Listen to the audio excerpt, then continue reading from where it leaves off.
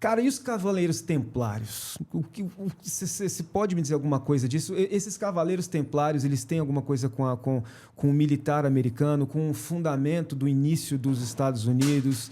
Tem alguma ligação possível hoje em dia da tal maçonaria com Cavaleiros Templários?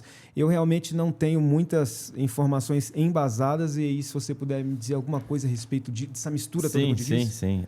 Tem muita informação também que fica sem uma parte histórica, né? A gente olha na internet, as pessoas às vezes trocam o nome de uma pessoa, de um país, e falam sobre assuntos que às vezes são de séculos diferentes, né? Exato. A gente pode voltar um pouco na influência da maçonaria e também das sociedades secretas na classe política, não aqui no Brasil apenas, como no mundo, né?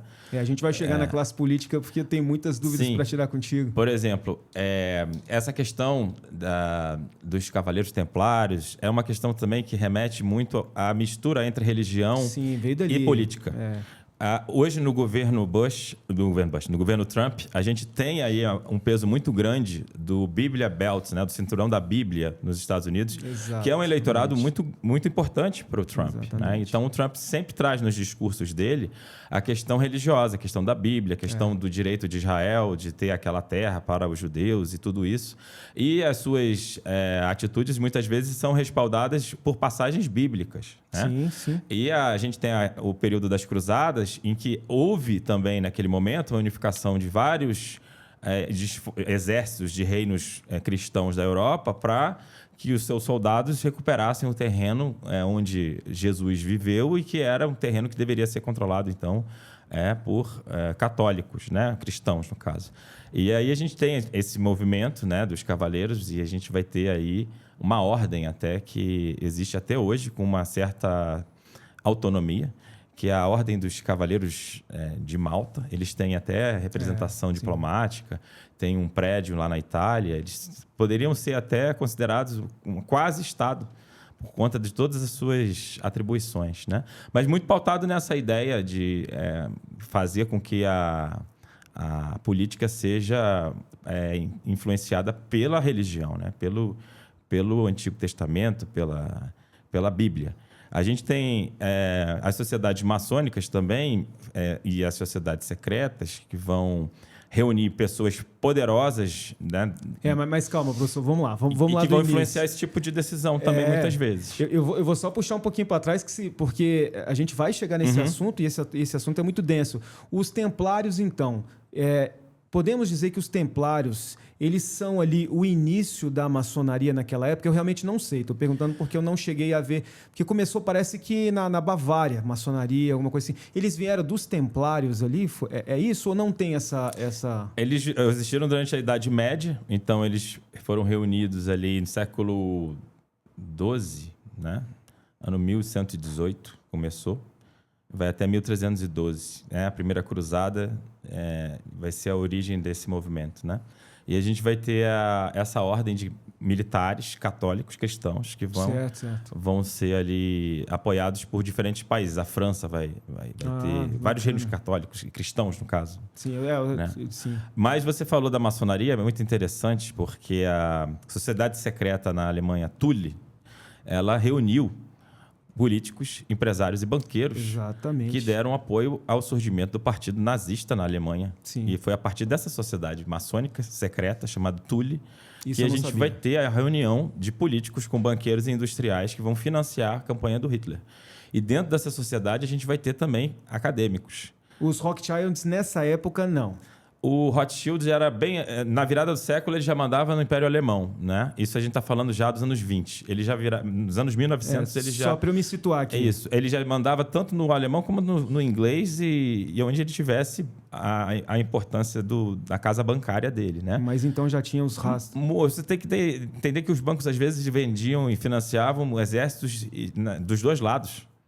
É isso que eu acredito. As empresas de arma, muitas vezes, também faziam comércio com os dois lados. É isso que né? eu acredito. É exatamente isso. A gente tem a IBM participando da Segunda Guerra dos dois lados. A IBM fazia os equipamentos, né? Vendia para a Alemanha nazista e também tinha um apoio lá depois no... Pra você ter uma ideia, eu sou apolítico, justamente porque eu venho estudando disso daí e eu sei que, cara, não vai adiantar tender para nenhum lado, então eu tento me manter apolítico.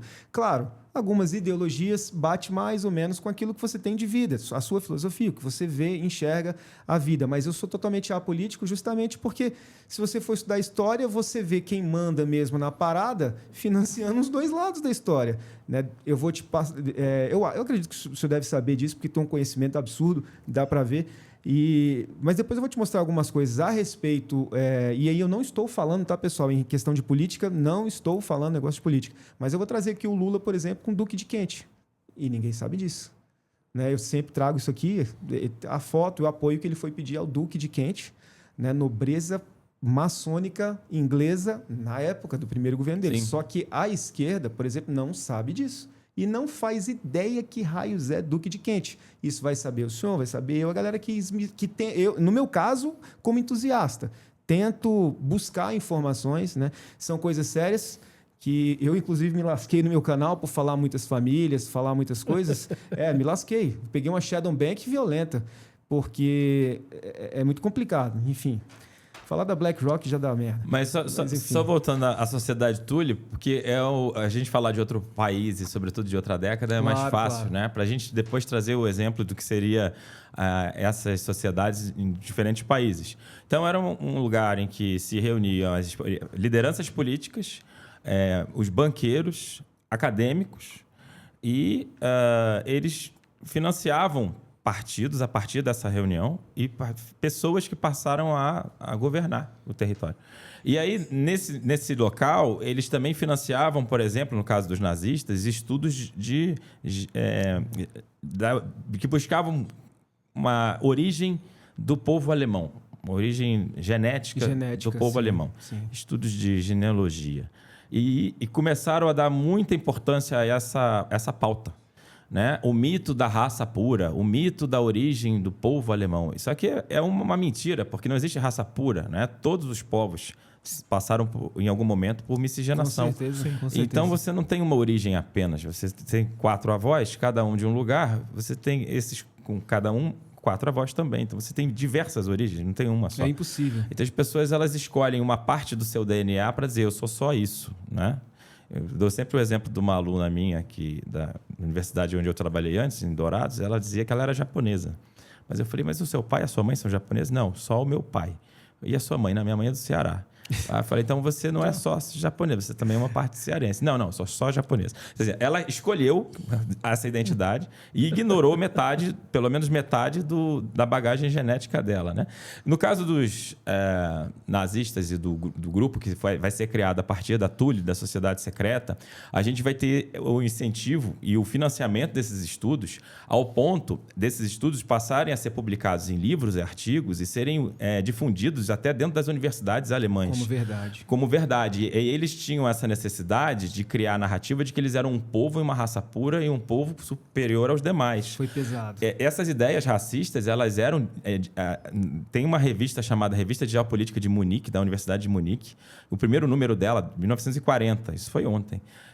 A capa trazia a crise da raça branca.